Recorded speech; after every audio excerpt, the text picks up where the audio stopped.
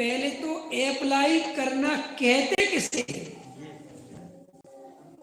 ये हमारे दिमाग में सेट नहीं है।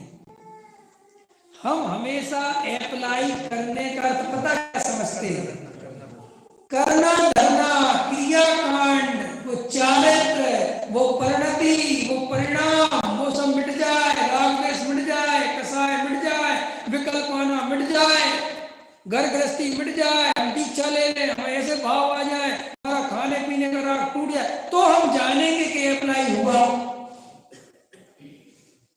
आया समझ में? और इस अप्लाई करने के चक्कर में वो श्रद्धा कभी सुधर ही नहीं पाती, वो कर्तृत्व कभी टूट नहीं पाता, वो अकर्ता ज्ञायक अनुभव में आ नहीं पाता, इसलिए वो रिजल्ट कुछ आता नहीं, और हम 20 साल से लगे रहते हैं और फिर कहते हैं कि अप्लाई नहीं हो रहा, अप्लाई नहीं हो रहा। अप्लाई होने का मतलब क्या है? जैसा वस्तु का स्वरूप है वैसा स्वीकार कर लेना अप्लाई करना है। क्या कहा मैंने?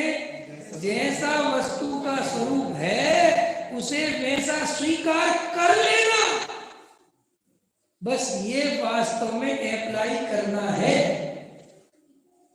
और अभी जो वर्तमान में हम और आप बैठे हैं, ये अप्लाई कर ले, ये इस जन्म का नहीं, अनंत जन्मों का जो नहीं किया गया पुरुषार्थ है वो पुरुषार्थ है।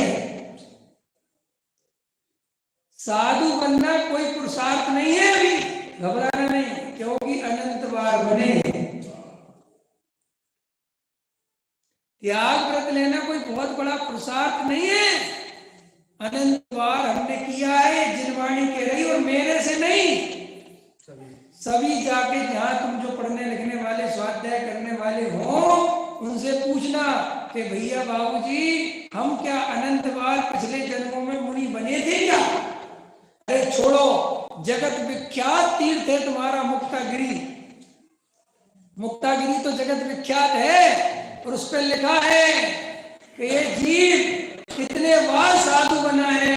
अगर किसी कमंडलों को इकट्ठा किया जाए तो सुमेरु पर्वत का ढेर लग जाए। इतनी माताओं को उसने प्यार के लेके रुलाया है कि समुद्र के समुद्र भर जाए।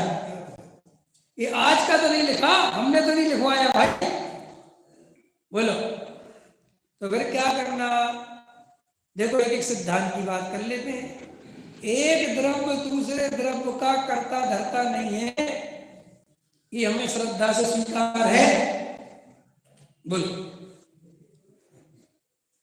एक द्रव्य दूसरे द्रव्य का कर्ता धर्ता नहीं है, ये अंदर हृदय से स्वीकार है। अगर नहीं है तो बस स्वीकार करो, इसका नाम अप्लाई करना है।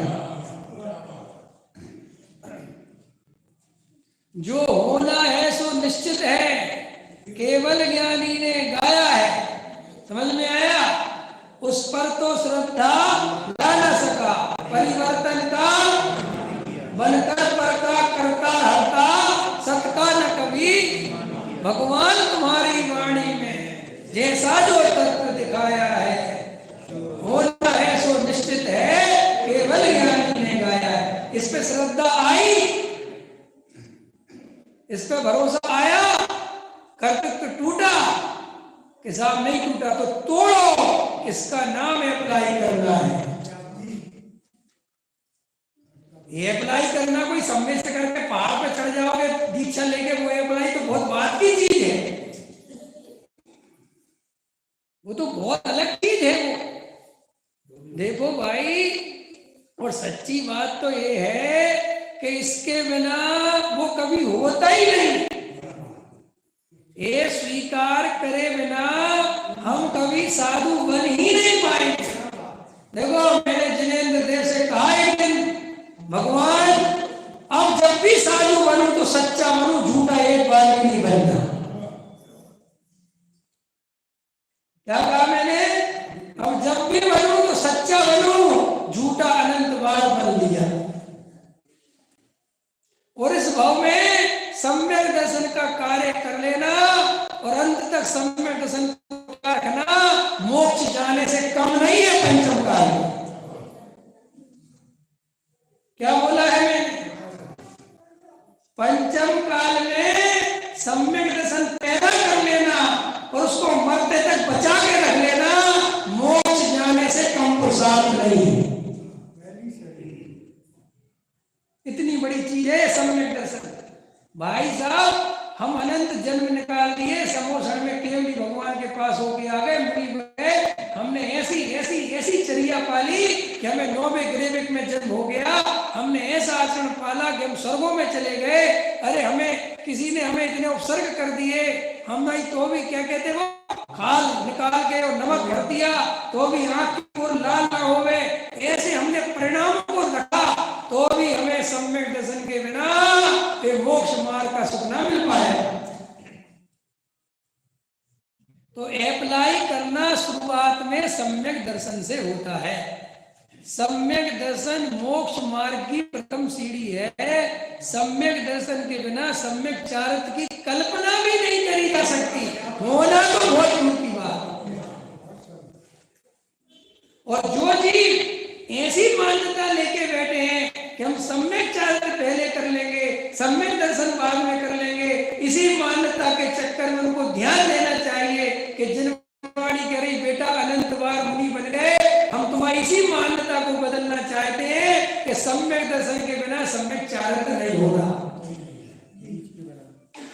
ये जिनवा देखो, मैं इस पर व्याख्यान करता हूं, हो गए होंगे, उसमें एक बात कही है कि कभी आप लोगों ने गहराई से विचार किया, कुंद कुंद जैसे आचार्य पुण्य पाप अधिकार में पुण्य पाप एक समान एक ऐसा अधिकार लिख रहे जिसको पढ़कर लोग स्वच्छंदी हो सकते हैं, पापी हो सकते हैं, क्या जो कल्पनाएं चल रही हैं। और कौन से आचार्य और कैसे आचार्य, और जिनके जीवन में पाप का अंश भी नहीं है, वे लिख रहे समझे।